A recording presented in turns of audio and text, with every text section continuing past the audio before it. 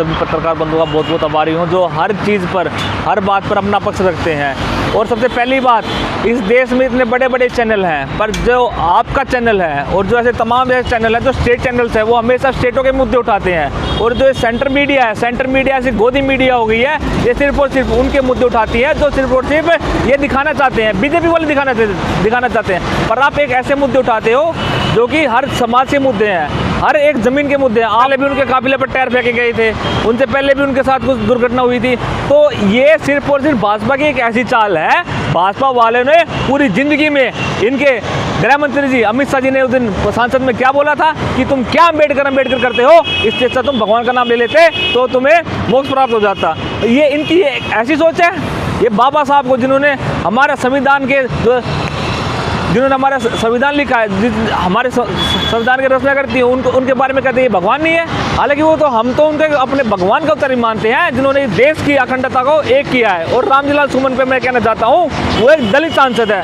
इनकी अगर करनी सेना ऐसी, इनके गीदड़ों की सेना मैं कहना चाहता हूँ, वो कोई राजपूत सेना नहीं है। राजपूत के बहुत विधायक सांसद वो भी हमारी पार्टी से हैं। और मैं आपके माध्यम से कहना चाहता हूँ, हमारी पार्टी में राजपूत सांसद, राजपूत विधायक, राजपूत प्रतिनिधि इतने ज़्यादा हैं, वो तो करनी सेना से नहीं जुड़े हैं। ये करनी सेना सिर्फ और सिर्फ एक छल है, ये एक विद्रोह का तरीका है कि क्या जब भाजपा अपनी सेना न लाकर देश को कैसे ये झूठ के तौर पर ये कर सकती है। ये करनी सेना अलग है। अखिलेश यादव भी कह रहे हैं कि योगी सेना है, आप भी वही कह रहे हो योगी सेना। योगी सेना थोड़ी है वो, करनी सेना। चलो आपकी बात मान लेते हैं, वो योगी सेना नहीं है, पर वो योगी द्वारा समर्पित सेना है, वो समर्पित सेना। आप एक बात तो, जब देश का सांसद एक तो देश का प्रतिनिधित्व करता है, हर कोई सी कमेटी का मेंबर है, सदस्य है, उसके ऊपर ऐसा हमले हो रहे हैं और पुलिस प्रशासन कुछ नहीं कर रहा है, योगी सरकार कुछ नहीं कर रही है। सिर्फ और सिर्फ अगर इस टाइम अगर भाजपा कार्यकर्ता या कोई सी आरएसएस के कार्यकर्ता अगर उन पर अटैक करते तो साफ तौर पर उन्हें पता लग जाता कि ये अटैक इन द्वारा किया जा रहा है। पर ये भाजपा वाले इतने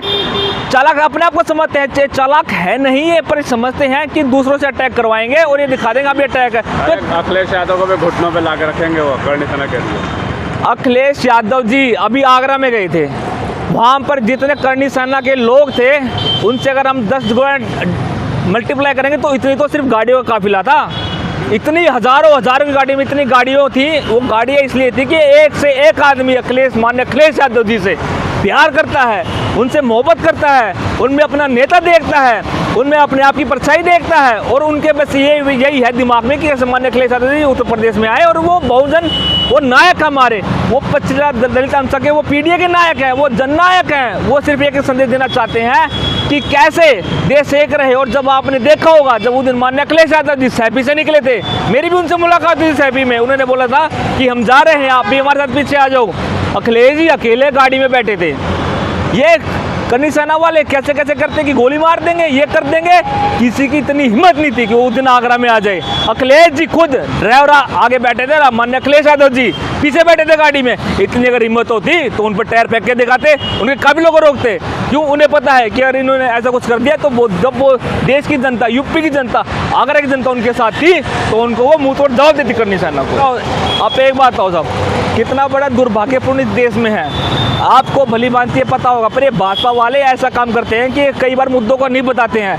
वो ये था पहलगांव में जो इतना बड़ा नरसंहार हुआ है, हमारे 26 मासूमों की जो बेरहमी से हत्या कर दी गई है, उनके प्रति कल मुजफ्फरनगर बंद था।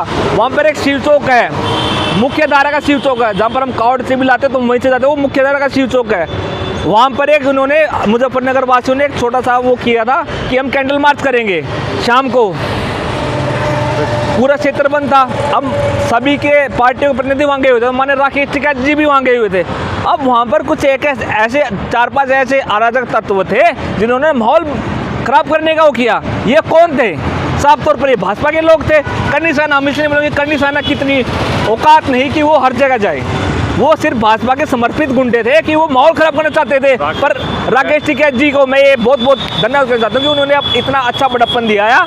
ये चाहते थे कि माहौल खराब, पर उन्होंने माहौल खराब नहीं होने दिया। उन्होंने अपनी समझदारी से उस माहौल को देखा और जो उनकी पकड़ी उछाली गई है, ये बहुत बड़ा अपमान है।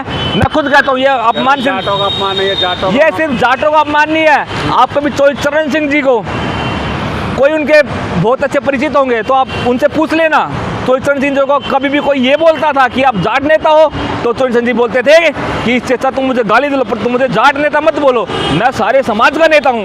वैसे राकेश टिकैत जी और माननीय अखिलेश यादव जी हर समाज के नेता हैं। ये सारी की सारी हर समाज पर ये बात आती है। राकेश टिकैत कह रहे हैं कि नागपुरिया हिंदू हैं वो।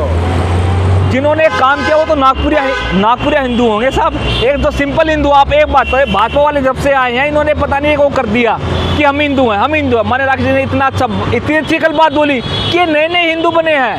हिंदू तो सबसे पुराना सनातन धर्म था, सबसे पुराने, हम सबसे पुराने लोग हैं, पर जो नए नए जिनको कुछ पता नहीं उनको नए नए हिंदू बना देते हैं ये भाजपा वाले। आज में छड़ी दे देंगे, ये कर देंगे, इनको कोई पुराण नहीं आता, कोई कुछ नहीं आता, खाली दो दोहे करवा देंगे कि हिंदू मुस्लिम का भी एक ना हो।